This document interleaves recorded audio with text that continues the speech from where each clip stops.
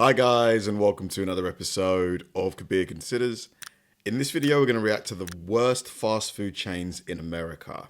Now, America's it must have at least probably 1,000 different fast food chains, like easily 1,000, 50 states, 20 chains per state, easily 1,000. So some are going to be better than others. Some are going to be like absolutely amazing. In-N-Out has a great reputation.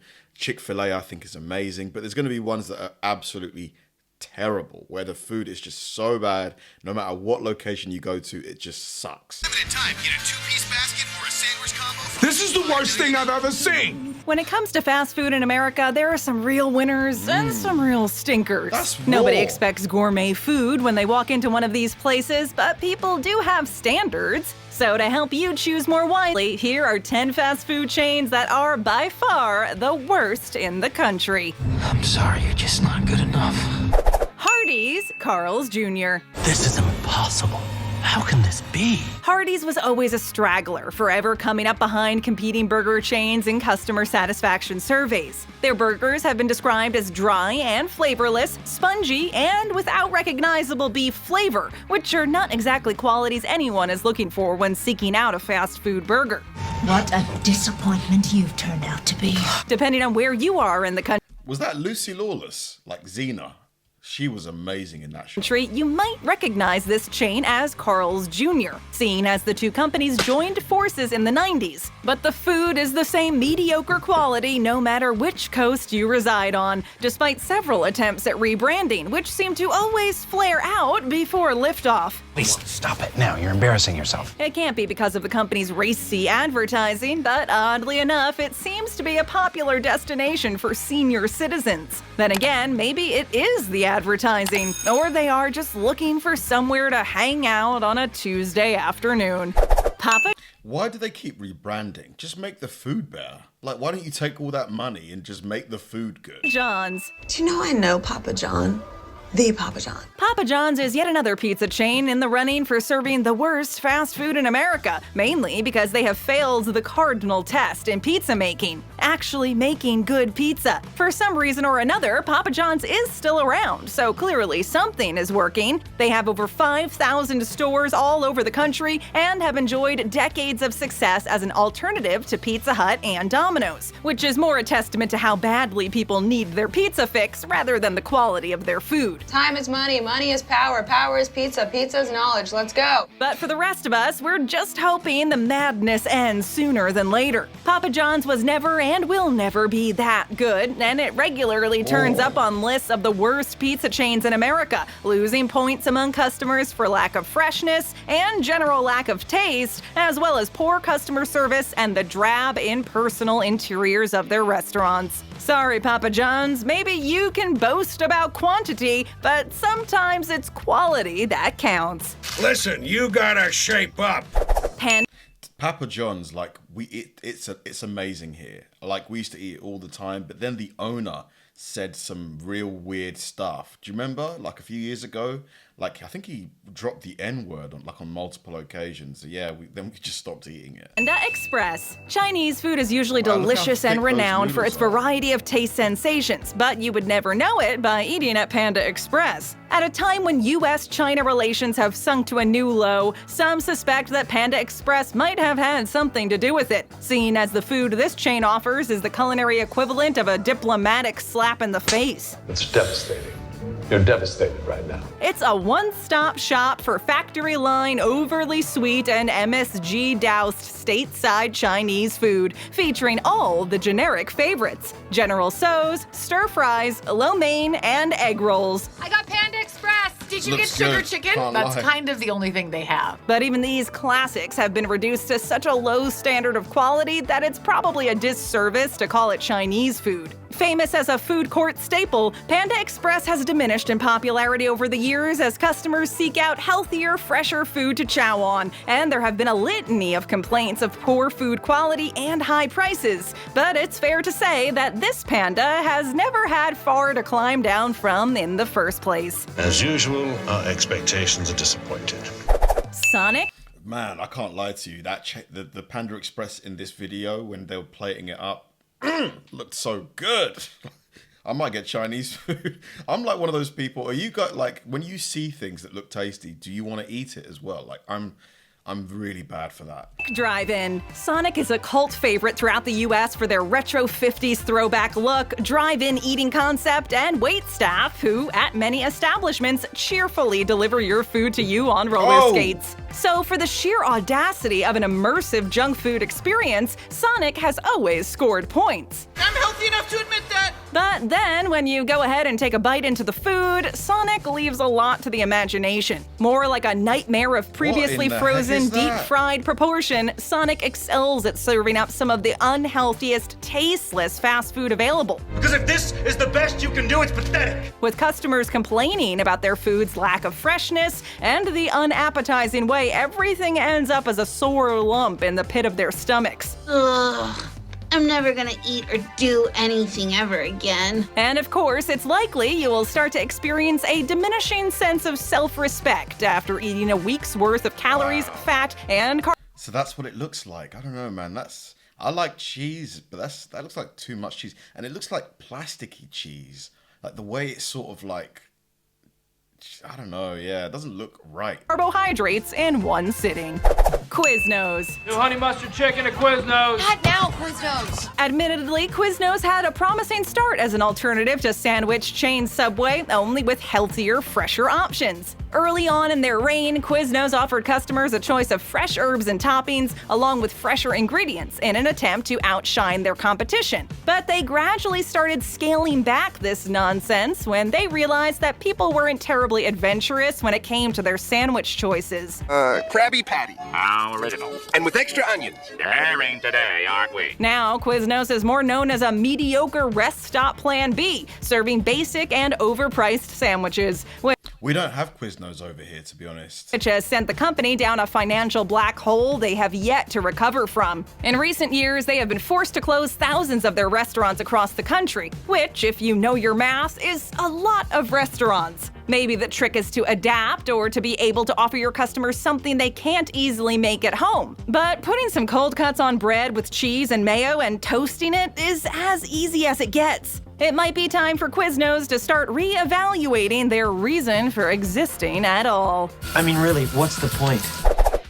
I mean, I know the lady said that they were basically an alternative for Subway, but it literally looks like they copy and pasted Subway. The interior just looks exactly the same. Like, where's the originality, Quiznos? Red Robin. How come you're not dead yet, Red Robin? This burger chain, known for offering customers a pit of bottomless fries as a bribe just to eat there, ended up last place in the full-service restaurant category on the American Customer Satisfaction Index. This Colorado-based chain's overall score has diminished precipitously over the years, with complaints of noise and dirtiness aplenty, and notoriously long wait times. And that's not to mention the general mediocre quality of their food, made all the more infuriating since they advertise their burgers as gourmet. This, my friends, is false advertising. Or is it gourmet? By now, Americans know a good burger. It's a classic item that can often be put together superbly, but Red Robin struggles at the basic level, and their financial struggle tells the tale. Operating at a massive loss, in part due to their prominence in fading American shopping malls, Red Robin has tried to keep optimistic, but the numbers aren't on their side, blurring the lines between full service and... What is that? Are those like boneless chicken wings or something like that? It looks like it. Or nuggets. Fast food is not what customers necessarily are after these days, since who wants to wait 20 minutes for a table and then even longer for the food to come out when we are talking about a burger? What is going on in there? Why?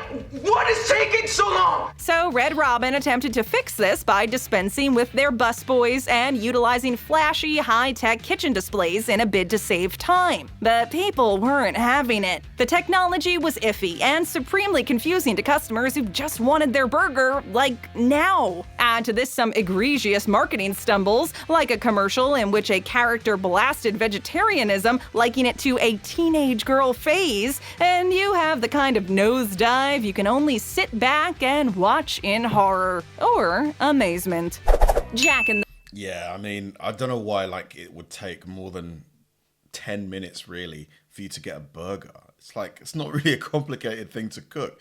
Just fry the burger and just put it in the bun. The Box. Jack in the Box lives up to its name by offering food that at first glance scares you, then makes you laugh at the randomness of it all. Take into consideration that this chain sells burgers, pitas, teriyaki bowls, and tacos all in one big culturally appropriated mashup with enough trans fat and sodium content to last you days on end after sitting for a single meal. Yeah, that would be the healthy choice. Healthy for who? Actually, if you eat here, you're better off fasting the next 3 days. Case in point, the stacked grilled cheese munchie meal, which comes with not one but 2 tacos, a massive stacked grilled cheese burger concoction, and curly fries, almost hits the 2,000 calorie mark. But that's okay. 2,000 calories in one meal is crazy.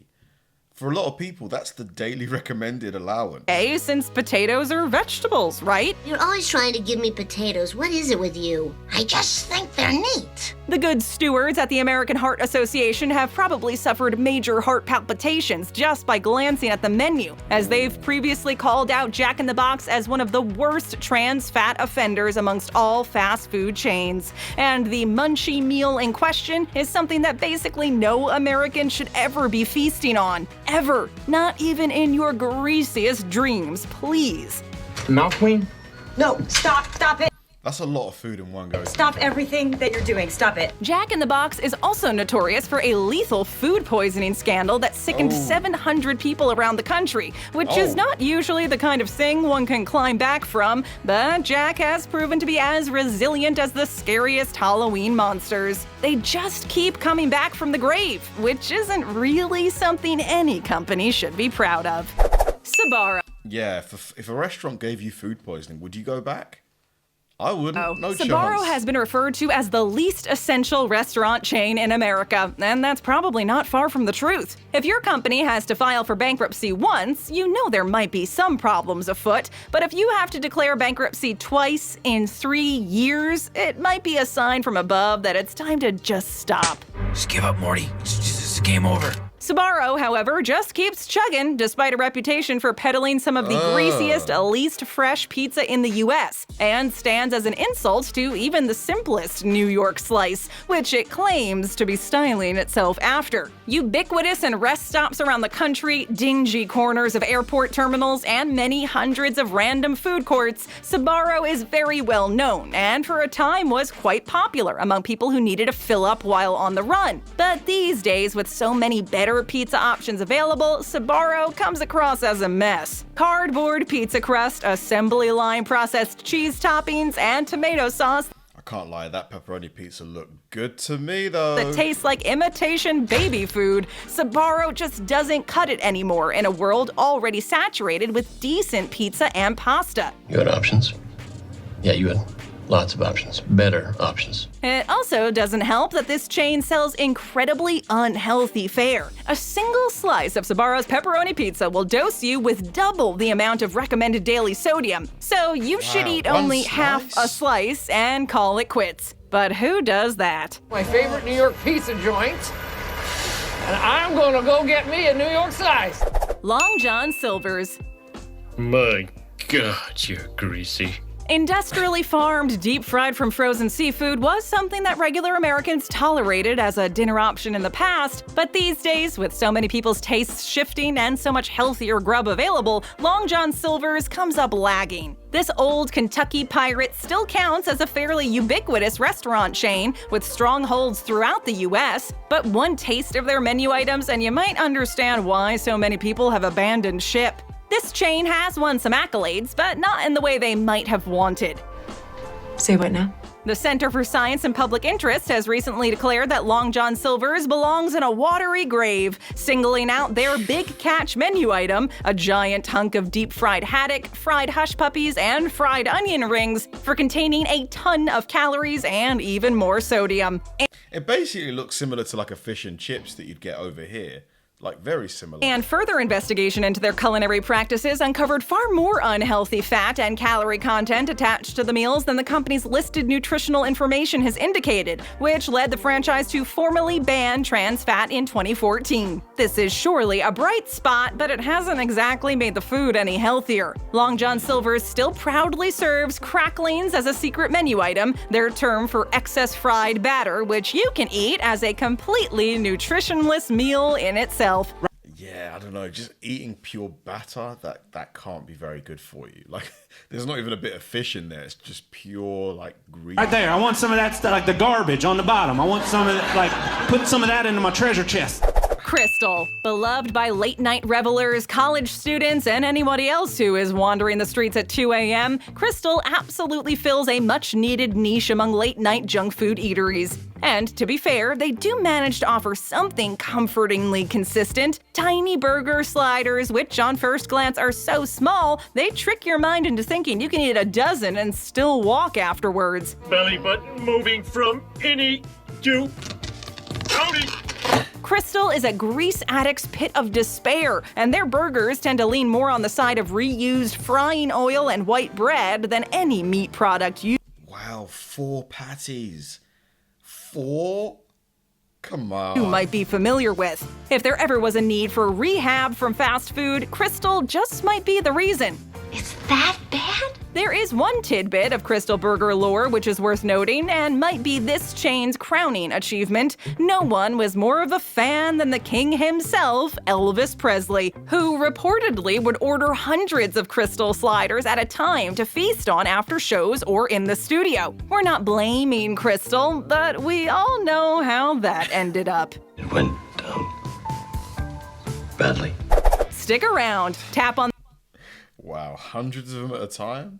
Yeah, some of them did look pretty bad, but some of them looked pretty good. Like the pizza and the Chinese, I think it was Panda Express, it looked amazing. It did look good. Is it still, like, okay, the restaurants that were on this list, people watching this that are based in America, like, are they as bad as they were made to look? Like, do you never go to these places? Is it somewhere that you know, if you were hungry and it was close by, you'd go there? Or literally, are they no-go zones? Thanks for watching, guys. If you enjoy my videos, please help me out by liking and subscribing.